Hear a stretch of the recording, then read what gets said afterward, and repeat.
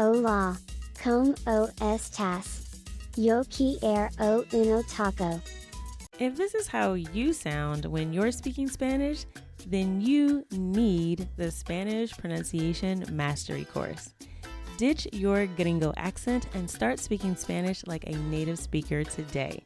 The Spanish Pronunciation Mastery course will show you the right way to pronounce every sound in the Spanish language and will help you correct common pronunciation mistakes. You'll even get personalized feedback from a team of language coaches that will help you practice every sound until you get it right. So if you're ready to kick your gringo accent to the curb and you want to start improving your Spanish today, go to SpanishPronunciationMastery.com. That's SpanishPronunciationMastery.com. Use the code FIXMyAccent to get a 15% discount off enrollment to the course. That's SpanishPronunciationMastery.com.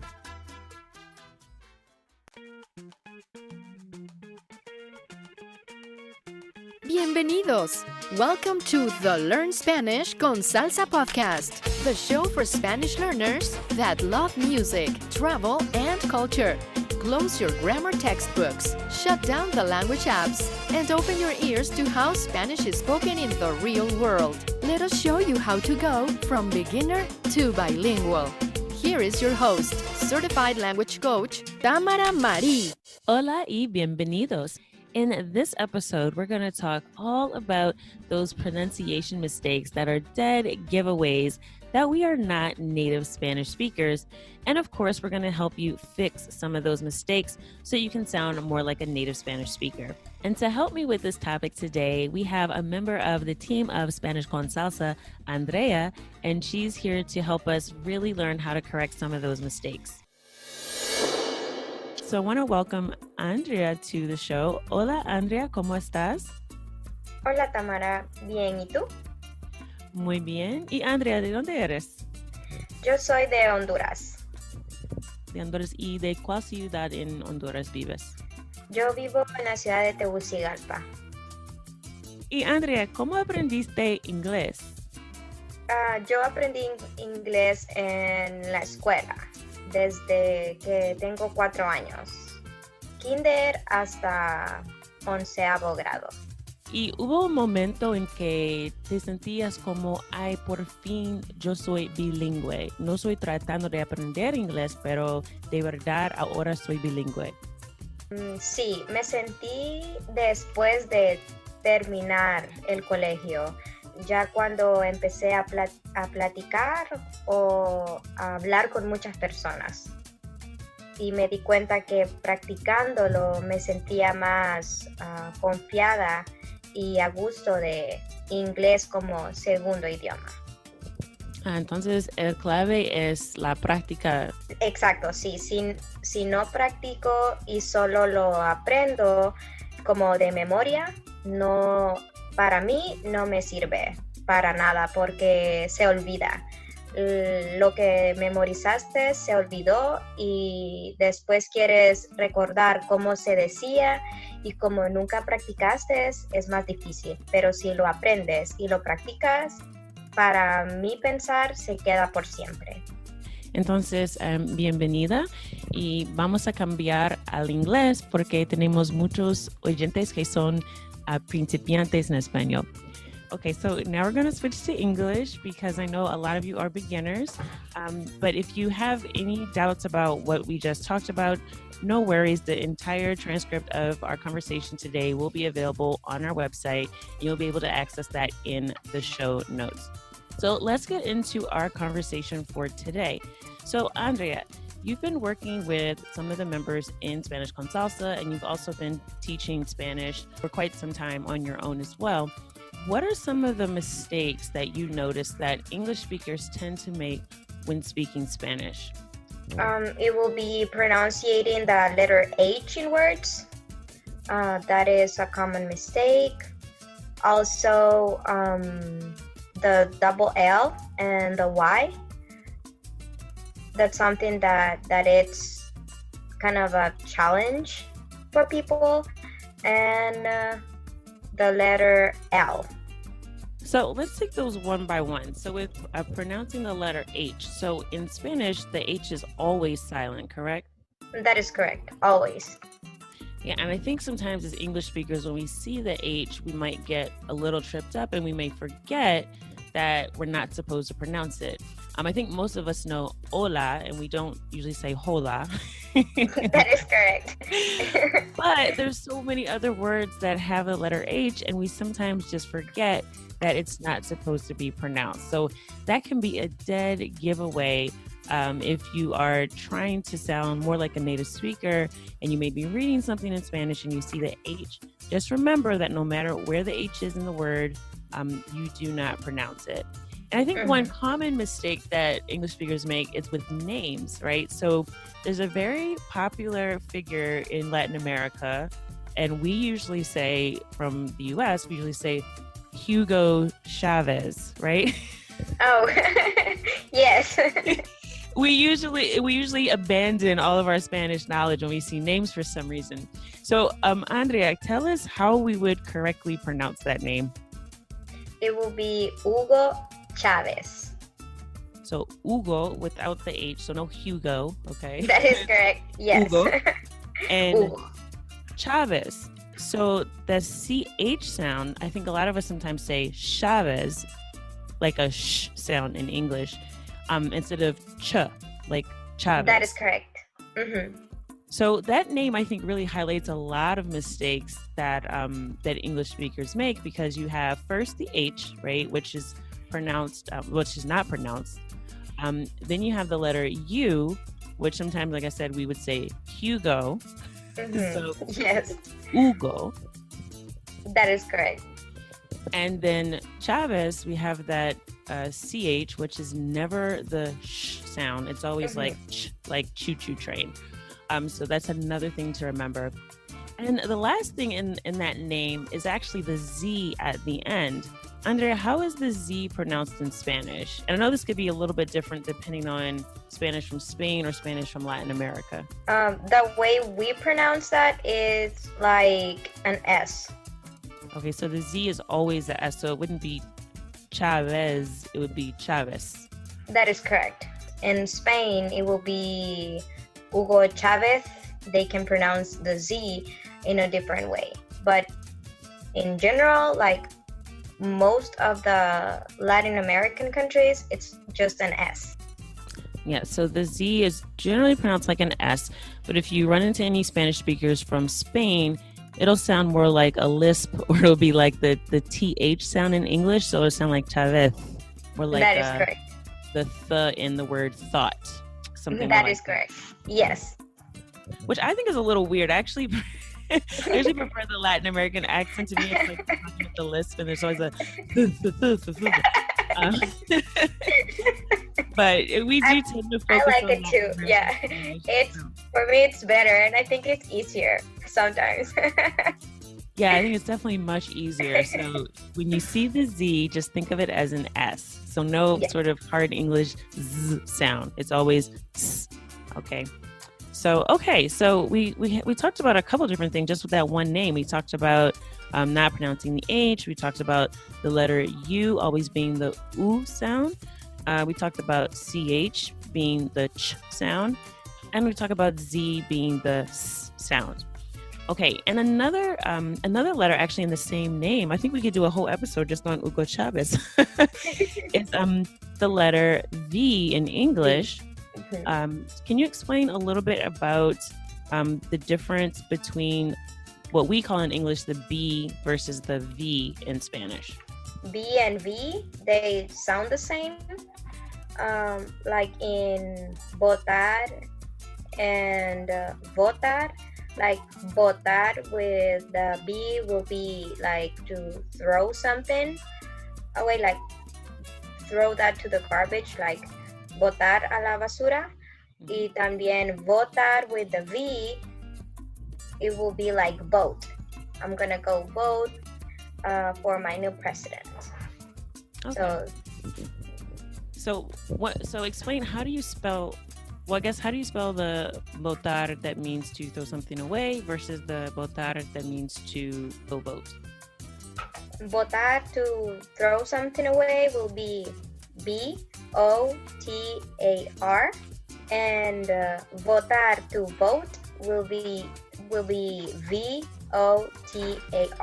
Those both pretty much sound the same. And I think from an English speaker's perspective, this can kind of throw us off a little bit because we're used to pronouncing the V in English, which has a much stronger sound. And when people tell us that, oh, the B and the V are the same, I think sometimes we can hear that there's a slight difference. But as English speakers, we tend to overemphasize that letter V. So what's the names of the letter B and letter V in Spanish? B will be B, and V will be V. Okay, and do you have any tips on how to pronounce those letters? Because I think that even the way that we pronounce the B in Spanish is a little bit stronger than a native speaker. So just reading this sort of as a native English speaker, I might look at it and say botar. So explain how that's wrong and how we can fix it so we don't sound like we have a really strong accent. It will be botar, just like the same flow in the letters. You don't need to emphasize the B or the T or the A. It will be botar. Okay. Just so like the same flow with both of them. So I think in general that the B in Spanish is a little bit softer than the B in English. So we're used to sort of saying B, and we really press our lips together kind of with more force. Whereas the B in Spanish is more of a soft sound. So you touch your lips together, but you don't press them together so hard. So it's botar instead of botar. That is correct. But just to illustrate the point, that's kind of what you're doing with your lips. It's a soft touch. And I think in general as English speakers, what would really fix our accent a lot is just being a little bit softer with most of the letters. Because I think just in general, English tends to have stronger sounds, especially for some of the consonants. So even though we look at the letters and we say, oh, B in Spanish is the same as B in English, and then we listen to a native speaker and we go, well, why don't I sound like them? Well, it's because the letter really isn't exactly the same. Even though we might recognize it because we're using a very similar alphabet, the sound is really very different when we pay attention. So that B sound in English is really B. It's a much softer sound in Spanish. Yeah, that's just a good general tip if you're trying to improve your pronunciation. So I think we've talked about every letter in the name Hugo Chavez. So let's move on to another mistake that you mentioned earlier, and this is with the what we call in English the double L and the Y. So can you explain a little bit about, first, what do we call those letters in Spanish, and then explain how we pronounce them correctly? Because I think as English speakers, we tend to think of both of these letters like the English letter Y. So we would tend to pronounce it more like ye, which I think is incorrect. So can you explain a little bit about how to pronounce the double L and the Y? Yeah, it will be the double L, double L, and the Y will be Y or ye. Okay, and are there certain countries where they call it ye versus Y, or is it just, or both just correct? Both are correct. That's a good question because I don't know if in some countries they just call it certain way, but both are correct. It will be ye or Y. This letter can also be confusing because I know in different regions the pronunciation can be a little bit different. But if you can kind of just give us the most, I guess, neutral approach to how we would pronounce the doble L and the J. Doble L, for example, in calle, it's C-A-L-L-E, and I'm just talking English and Spanish now. C-A-L-L-E, so it will be calle. The Y, for example, yo, so it sounds the same. But if we're using it in the word boy, it sounds like an I. So it depends on what words you're using. it makes a difference on the pronunciation. Because it can be, the Y can be like a double L, but in some words it can be like an I. You mentioned the word boy, and you said Boy. that the Y sounds more like the letter I in the word boy. But can you give us some examples of where it sounds more like the doble L? Yo, yo, yegua, yerno. Okay, so let's take the most common word that I think most people already would use day to day, and that's yo. So I think as English speakers, we would have the tendency to pronounce this yo. Yo, Because like that's yo, how yo. Right. We would simply say yo. So help us with that. How do we correct that pronunciation to get it from yo, which is how we would say it in English, to saying it the way a Spanish speaker would say it? The way I've heard it explained before is like the J in the word jeans. It's like, say jeans and then say Joe. Jeans, Joe. It's like the J in English. So using the letter J in the word jeans will get us a little bit closer to sounding more like a native Spanish speaker. So does that also go for the doble L as well? Is it the same sound? Yes, it will be the same. Like calle, that means street. And also the word lluvia, that means rain. It sounds the same. So anytime you see the doble L or the J or Y, just think about the letter J in the word jeans and you'll be a lot closer in your pronunciation than using the English Y sound. Okay, and the other example you mentioned, Andrea, is the letter L. So I noticed in English that even though, again, this is one of those letters that we look at and we think that, hey, that's the exact same as it is in English. I know how to pronounce that. We really don't pronounce the L the same way. And I think it can be a dead giveaway when we go to greet someone and we say, hola, right? And the reason why is because we're not pronouncing the L the same way a native Spanish speaker would. So Andrea, can you pronounce that word for us so we can hear the difference between how a native Spanish speaker would say it and saying hola? Instead of hola, will be hola. How do we make that sound? Can you explain sort of what's the position of your tongue in your mouth? How is it different than saying hola? Instead of hola, will be hola, like Lola, libro. So you put your tongue on the roof of your mouth and just for a second, don't leave it there to make it like hola. It's like hola. If you do it fast. Okay, so it's a much quicker sound than I think in English, and it's also, like you mentioned, your tongue is a little more on the roof of your mouth instead of, in English, I think our tongue tends to be more relaxed when we say the letter L, and it's a longer sound. So just kind of switching your tongue position and shortening the sound, you can go from sounding like a gringo saying hola to saying hola. And you also open up your mouth a little bit more when you say that, because it really allows you to get your tongue in the correct position. So think about kind of smiling as you say hello. That might also help you get your tongue where it needs to be.